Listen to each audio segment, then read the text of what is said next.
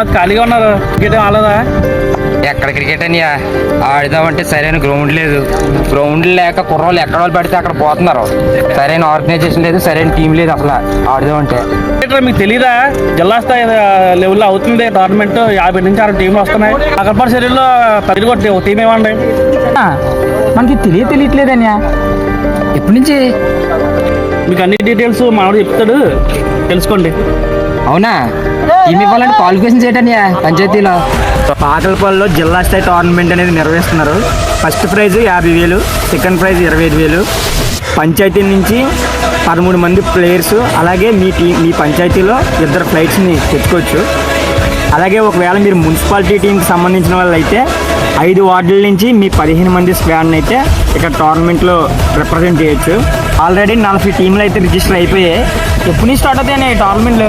మార్చి 7 నుంచి tournament start. కరెక్ట్గా team ready చేసుకోండి.